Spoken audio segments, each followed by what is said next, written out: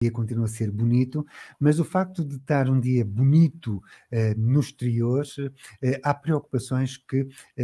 não se vão embora e é preciso quem lute por elas e quem procure defendê-las. É o que acontece com a secção regional do Centro da Ordem dos Engenheiros Técnicos, que vai a eleições na próxima quinta-feira, dia 11, e comigo tenho a esta hora da manhã o engenheiro Luís Almeida, que é o atual presidente da secção regional do Centro e também candidato, lista única, não é assim, engenheiro? Bom dia. Antes de mais, bom dia. Esta é uma eleição que surge numa altura muito complicada. Acabamos de sair de uma pandemia, estamos agora numa crise política, mas nem por isso os problemas deixam de existir e por isso é que o ciclo natural da própria ordem está estipulado que esta é a altura... Exatamente, e tem que ir a votos e ainda bem que referiu lista única. A lista única não significa, de facto, que há absentismo e desinteresse da parte dos outros colegas. Tem havido, de facto, ou seja, nos últimos anos, e nomeadamente por liderança do nosso bastonário, uma situação de congregar no mesmo pensamento e congregar dentro da ordem, e congregar dentro dos órgãos da ordem as discussões da classe. Ou seja, isso não trazemos para fora da ordem outro tipo de discussões, ou seja, as discussões, as várias formas de pensamento são discutidas nos órgãos certos e por isso, ou seja, é atrativo para os colegas, ou seja, virem a contribuir com os seus esforços também para esta lista, por isso são de alguma forma integrados. Todos aqueles que querem trabalhar em benefício da classe são sempre bem-vindos e tem sido dentro desta política que vai aparecendo aquilo que é a lista única neste momento para a classe de engenheiros técnicos e não por outra forma. E sentem-se bem representados, seguramente. Simplicidade, modernidade e competência é o lema, quer o seu e, curiosamente, também do candidato a bastonário à Ordem dos Engenheiros Técnicos. Sim, isso, ou seja, esses são os grandes, são as grandes, é a grande diferença com aquilo que são as ordens tradicionais, é a grande diferença que temos que temos a apresentar e que temos a defender, ou seja, as ordens não podem ser corporativas, ou seja, é uma ordem disruptiva da engenharia, em que de alguma forma é disruptiva porque pensamos em, para já servir os clientes dos nossos membros, servir os nossos membros e servir ao fim e ao cabo toda a população em geral que precisa de apoios na área de engenharia e de uma forma simples, moderna, ou seja, nós criámos, ou seja, um modelo de exercício profissional baseado em cada ato de engenharia, certificado, ou seja, por uma declaração essa que confirma de que aquele membro pode exercer aquela atividade e de tal forma que de hoje à amanhã, se um colega qualquer que certamente queira certificar as suas competências enquanto exercício de engenharia, certamente poderá basta pedir à ordem que passará, ou seja, todos os atos que ele exerceu. E isso está disponível pelo site online, vai ao portal nacional da ordem e retira a declaração para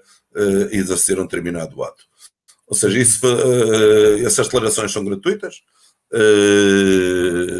ou seja,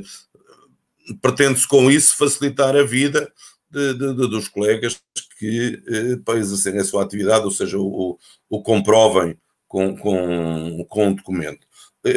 Por outro lado, ou seja, aqueles que, por qualquer razão, que exerçam de uma forma menos ritual, ou seja, atos de engenharia, como é o meu caso, que estou na parte da docência, se por qualquer razão, ou seja, peço aos serviços que me passará, que me indicará, ou seja, por um valor relativamente simbólico, uma declaração com esses efeitos, me virá uma declaração digital com esses efeitos. Por isso, por outro lado, a nossa modernidade, ou seja, tem a ver, ao fim e ao cabo, com modelos que não são modelos completamente fechados. Ou seja, temos o caso, isto vem já desde o tempo em que havia os colegas de eletromecânica, dos cursos iniciais de eletromecânica, que cada vez há mais, ou seja, cada vez há uns interfaces maiores entre as várias especialidades, mesmo na minha área, que é a área de civil, de engenharia civil, há interface com outras especialidades e há sempre a tendência a que cada um dos colegas, ou seja, se vai especializando naquilo que sabe fazer, porque só deve, de facto, fazer aquilo que sabe fazer. E isso, nós temos a possibilidade, ou seja, de, ao pertencer, os engenheiros técnicos, ao pertencerem a um determinado colégio, poderem, eventualmente, ou seja, comprovando, devido ao seu percurso académico, devido ao seu percurso profissional, que tem competências para o efeito, vir exercer atos de engenharia que são de outro colégio, homólogo, não será propriamente o engenheiro civil ir agora substituir os engenheiros, os nossos colegas agrários, não é, porque estamos numa área um pouco afastada, a não ser nas obras agrárias, enfim, irrigações, outro tipo de coisas, mas que são quase que situações mistas, mas no caso, por exemplo, dos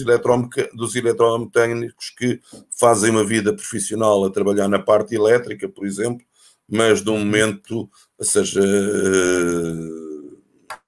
começaram a trabalhar na parte dos elevadores, necessitaram de fazer formação sobre isso, e não lhes impede, ou seja, de poderem trabalhar basicamente, ou seja, na parte nessa área de eletromecânica ou na área de mecânica, possivelmente. O que é extremamente importante. Ou seja, deixe-me só fazer-lhe aqui esta pergunta. Disse há pouco que acabava por ser, digamos que uma ordem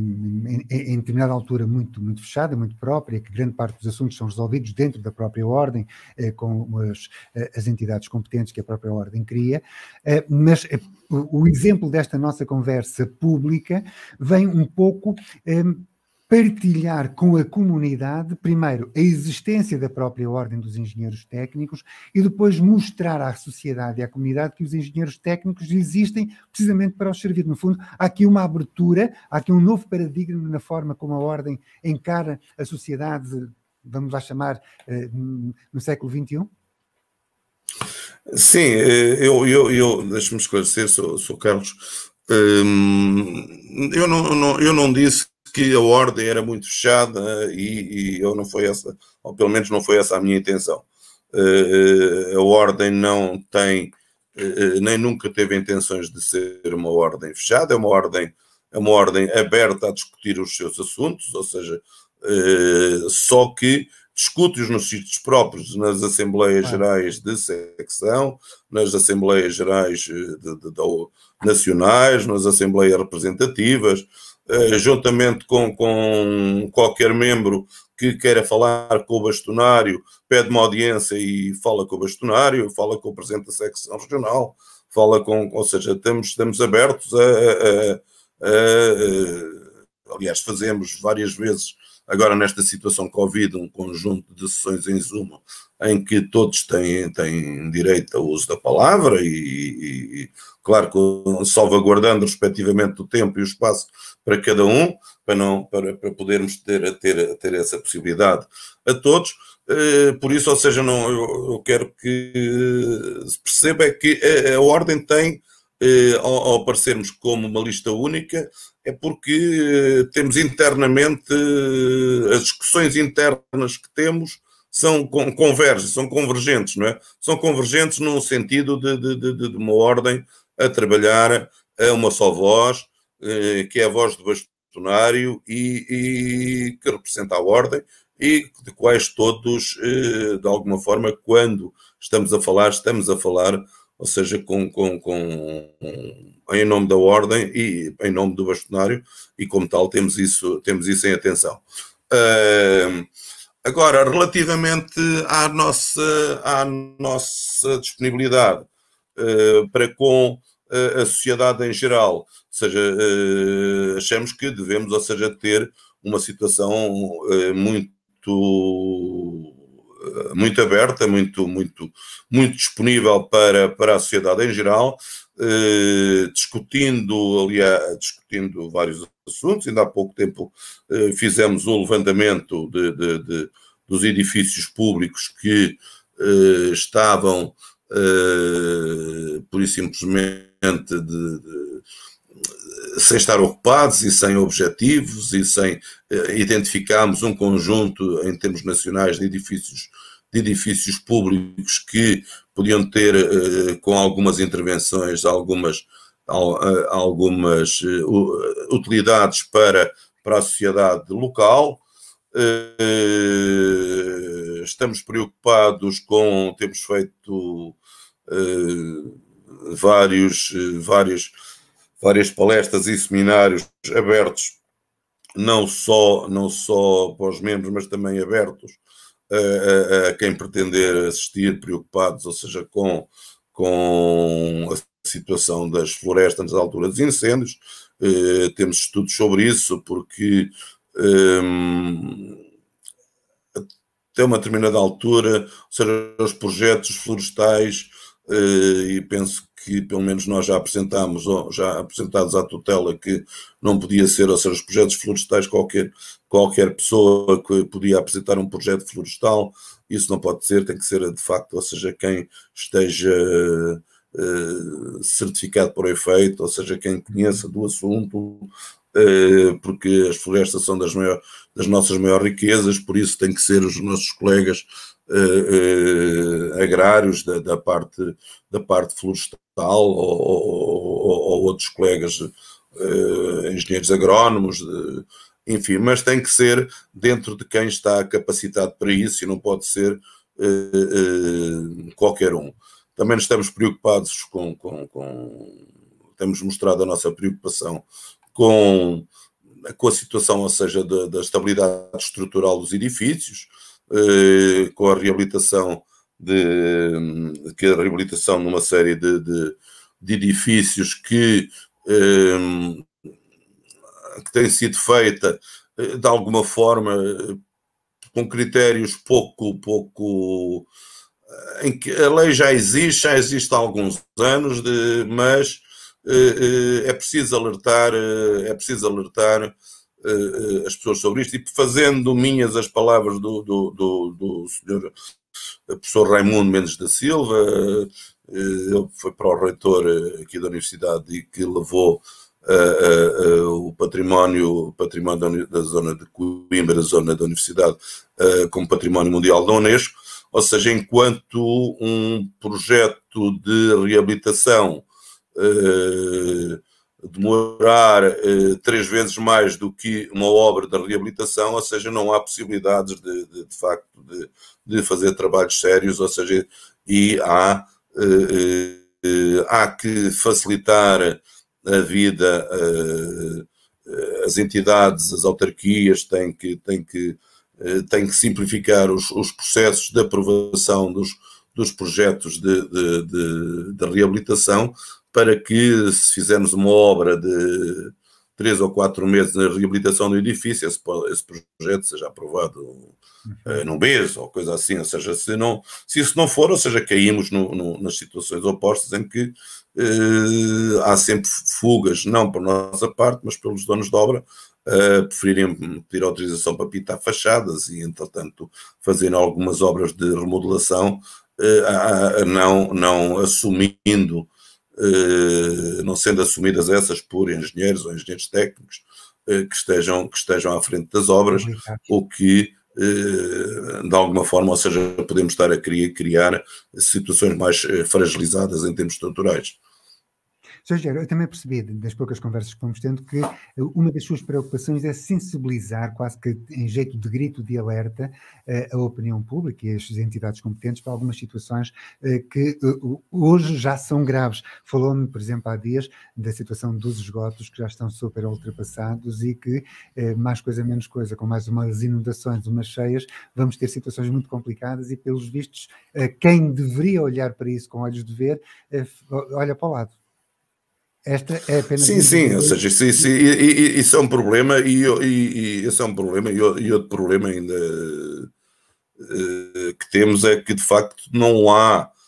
está a começar a deixar de haver quem tenha conhecimento e competência para o efeito, não é? Porque os candidatos aos cursos de engenharia cada vez são mais reduzidos e cada vez há mais necessidade de engenheiros no nosso país. Não estou a falar só na área de engenharia civil. Hoje de manhã tive uma reunião da minha parte profissional enquanto professor, uma reunião com outros colegas em que se referiu, ou seja, que o colega de engenharia eletrotécnica, lá professor do curso de engenharia eletrotécnica, que precisava de não sei quantos engenheiros eletrotécnicos e não sei quantos técnicos com conhecimentos na área de eletricidade para fazer determinados trabalhos e não existiam. Isto aqui perto, em Tomar, onde eu dou aulas, nem sequer é uma grande cidade, mas de facto, ou seja, nas grandes cidades como Lisboa e Porto e outros, ou seja, cada vez mais há a solicitação de engenheiros com experiência em direção da obra, com experiência em remodelações, com experiência nas novas, em reabilitar infraestruturas que já estão no seu tempo limite de vida útil, no tempo final. Por isso, no caso dos esgotos, referi, ou seja, temos um tempo de vida útil, que eles foram feitos, muitos deles, logo nos primeiros anos a seguir ao 25 de Abril, em que se investiu, de facto, o país estava muito deficitário dessa área, investiu-se bastante, os governos na altura investiram bastante nessa área, mas que o que é um facto é que, seja, já têm 40 anos e estão no limite, estão a começar a precisar de ser reabilitados, e os esgotos, as redes de águas, enfim, todas essas infraestruturas que precisamos, que é muito cómodo termos água em casa e termos, enfim, uma rede de saneamento a funcionar bem. Nós não temos a noção, ou seja, o que é isso não estar a funcionar, não é? E, de facto, isso começam logo a ser, ou seja, as condições primárias de bem-estar e de conforto para podermos viver nas nossas habitações. E que poderá estar em causa. Vamos falar, no fundo, do seu programa, do seu propósito para esta recandidatura, que mal será se não é reeleito, e aqui é importante que, no fundo, os seus pares vão votar, e é importante que reforcem precisamente este desejo. Quais são, no fundo, as suas linhas de ação, as razões que o levam a recandidatar-se, Sr. Engenheiro? Candidatar-se, basicamente, ou seja, isto é um trabalho que não tem sido um trabalho meu, é um trabalho em que eu sou mais um elemento dentro de uma equipe, que tenho feito o meu papel, na região centro, tenho uma equipe da qual sou de alguma forma responsável e que trabalham comigo. A estrutura está organizada em termos de Conselho Diretivo Nacional com a presidência do bastonário. Isto tudo, ou seja, criou nos últimos anos, ou seja, uma equipe de trabalho que trabalha de uma forma bem oleada, sem areias na engrenagem, e com as discussões nos pontos certos, nem sempre somos todos de opiniões unânimes, não é? Mas de facto isso permite criar, ou seja, dinâmicas de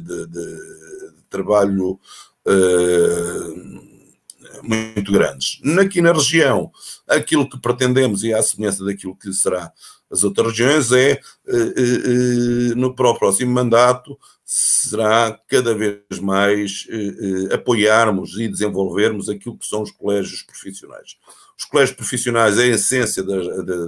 da nossa ordem, a essência das ordens, mas a essência, no nosso caso, da nossa ordem, e pretendemos, ou seja, nas secções regionais, nós termos, por cada especialidade e por distrito, ou seja, dois colegas por distrito e por especialidade, ou seja, temos na região centro 6 distritos e como tal, o que daria cerca de 12 colegas por especialidade, ou seja, para cada colégio. Há de haver um colega que, sim senhor, que será o presidente desse colégio regional e pretendemos, ou seja, que esse presidente do colégio regional faça parte, se possível, do órgão nacional para fazer a ponte com os colégios nacionais. A esse tipo de colégios, a esse conjunto desses colégios regionais, é encabeçado por o Conselho Profissional Regional dos Colégios, onde irá estar também, neste caso será um colega, o Nuno Melo, que também trabalha connosco há vários anos, é professor também, por acaso, no Politécnico da Guarda, tem uma atividade profissional liberal na área do projeto e que já trabalha também com os colegas da Ordem dos Engenheiros Técnicos há vários anos. E que irá fazer com aquilo que serão os órgãos mais executivos a ponte para que os colégios tenham as suas atividades e as suas dinâmicas. Também à semelhança de outros anos, iremos ter também todos os distritos, ou seja, os delegados distritais, que será um delegado e 2 delegados adjuntos por distrito, e também os delegados por conselho. Penso que dos 308 conselhos iremos ter um delegado por conselho, seremos a única ordem que em todos os conselhos teremos um representante da nossa classe. Ainda não estão todos nomeados, são órgãos que irão ser nomeados, que não estão neste momento nesta fase do sufrágio, mas que de alguma forma, ou seja, nós assumimos já perante esse conjunto de colegas,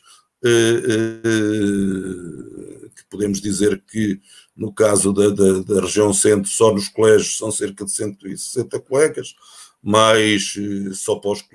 colégios, mais algumas 100 e tal câmaras, mais os delegados, enfim, temos uma abrangência de contacto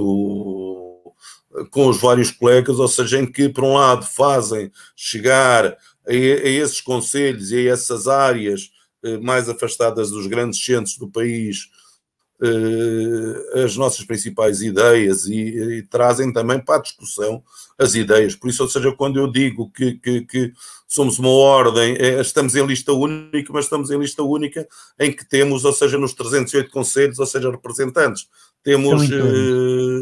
enfim, temos 160 colegas dos colégios, iremos ter só na região centro, para discutir as matérias, enfim, todos eles terão palavra, todos eles terão, ou seja, as suas possibilidades de intervenção interna. Nós temos, de facto, ou seja, uma abrangência bastante elevada, não estamos confinados só, basicamente, àquilo que será o Conselho Diretivo Nacional, que seremos 13 pessoas, ou o Conselho Diretivo Regional, que serão 5 mais os suplentes, não. Temos, de facto, ou seja, uma grande margem de apoio, um grande leque de apoio de colegas que nos vão mostrando, muitas vezes, ou seja, nós podemos ir na linha errada e ao menos certa, e de facto, ou seja, seremos de alguma forma esses colegas que estão mais, uns numa área e outros noutra, vão chamando a atenção para nos preocuparmos com este ou aquele assunto mais importante. Sr. Engenheiro, na quinta-feira, dia 11, como é que se vai processar? Para já só podem votar, efetivamente, quem está inscrito na ordem. Sim, mas mesmo nisso também somos uma ordem inovadora, ou seja, já desde o dia 5 que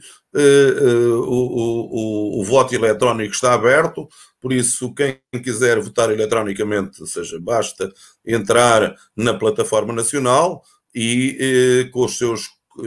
dados de acesso faz a sua votação dentro de sua casa, com comodidade, não precisa se deslocar sequer às sedes regionais, pode fazer a votação pelos correios e ainda pode bater no dia 11 a sua votação presencial na sede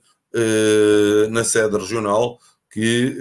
em que a votação está aberta até às 8 da noite, hora do continente. 20 horas. 20 horas, exatamente. Que é uma das suas preocupações, aliás, faz parte do seu programa proposta as melhorias e remodelação do próprio local. Sim, nós já temos nós já felizmente nós começámos há 22 anos com a nossa Associação de Direito Público. Este ano acabámos de concluir o pagamento de todas as sedes em termos nacionais. Temos sede nacional por trás na Praça Dom João da Câmara, por trás do Teatro Dona Maria, junto ao Rossio, em Lisboa, onde lá temos um edifício que é a sede nacional e sede da Secção Regional Sul. Temos sede em Coimbra, no Porto, nos Açores, tanto na Terceira como em São Miguel, e no Funchal. Por isso, todas essas sedes estão pagas por nós, não tivemos qualquer benefício da parte do Estado, têm sido pagas com as cotas dos engenheiros técnicos. Isso, neste momento, deu-nos as possibilidades de pensarmos em que podemos reduzir os custos aos nossos colegas, porque há muitos colegas que, devido a tanto à crise de 2009 como à atual crise do Covid, passaram alguns problemas económicos em termos de exercício profissional e de atividade profissional, e um ou outro que tenha algumas dificuldades compreende-se, tem algumas dificuldades em ter ou não ter pago as suas cotas. Para isso temos também programas especiais para que os colegas possam reativar as suas funções, e estamos a baixar, ou seja, já para o próximo ano, em cerca de 16,5% o valor das cotas, isso com o esforço tanto das regiões como dos órgãos nacionais, indo buscar um bocadinho a cada um desses elementos, tanto aos órgãos nacionais como às secções regionais, conseguimos baixar em 16,5%, e pretendemos, ou seja, continuar neste caminho, ou seja, com uma forma muito rigorosa em termos de gestão dos património e dos dinheiros que os nossos colegas contribuem para a ordem com a sua cota, não é? E se eles puderem pagar menos, cá estamos a preocupar-nos nesse sentido, ou seja, de pagarem menos e terem um serviço mais eficiente e que lhes possibilite, de alguma forma, ou seja, exercerem a sua atividade e com lucro, como é evidente, para eles próprios, não é? Porque é importante que a atividade, é importante dignificar a atividade. E a dignificação da atividade também se dignifica pelo valor com que nós levamos o nosso trabalho. Nós não podemos fazer trabalhos a preços de pessoas que, com todo o respeito que eu tenho por essas pessoas, que não têm uma formação especializada, que não têm uma competência e nem têm basicamente, ou seja, têm uma formação diversa, que de facto são importantes para a sociedade, mas de facto, ou seja, a engenharia cada vez mais obriga a um estudo constante, ou seja, quem pensou que o jovem que pensa que vai tirar um curso de engenharia e que tirou um curso de engenharia 3 ou 5 anos e não se torna a estudar engenharia, engana-se, porque, ou seja,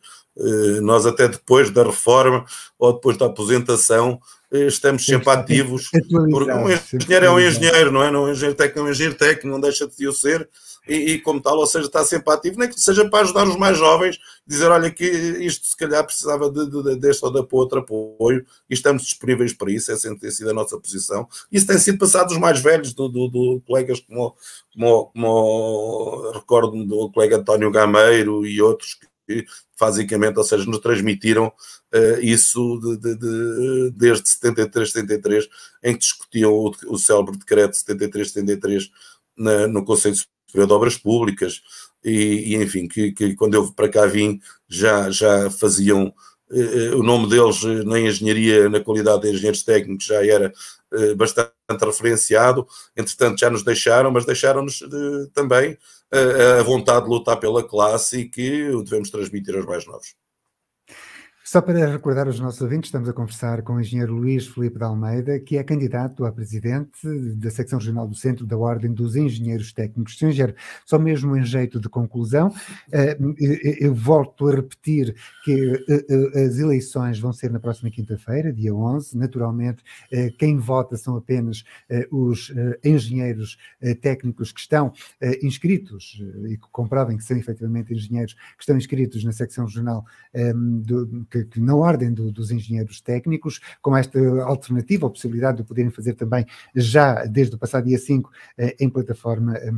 digital. É lista única. Há aqui uma série de preocupações que o engenheiro Luís Filipe acabou por nos alertar, mais do que informar, é sensibilizar a opinião pública para tal, nomeadamente as questões das remodelações de infraestruturas que são carenciadas e que podem eventualmente vir a prejudicar o nosso bem-estar, nomeadamente águas e saneamento. Termino com a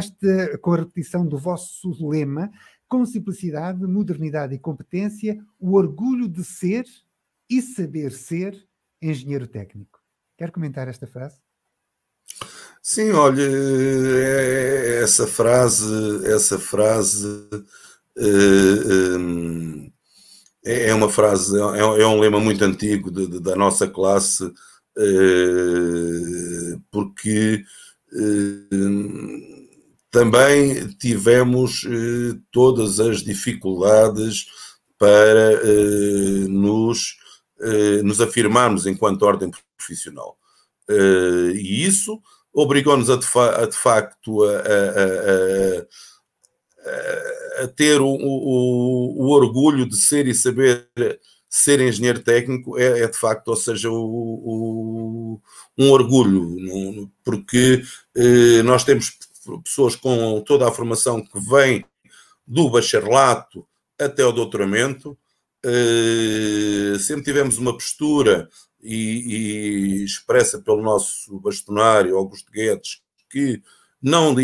deixamos nem deixaremos ninguém para trás. Na altura, quando discutimos na entrada da União Europeia, a entrada para a FEANI, punha-se em causa os colegas que eram regentes agrícolas e que passariam a engenheiros técnicos agrários e que não havia forças que não queriam que esses técnicos fizessem parte da nossa classe. O nosso bastonário, e muito bem, não os deixou para trás.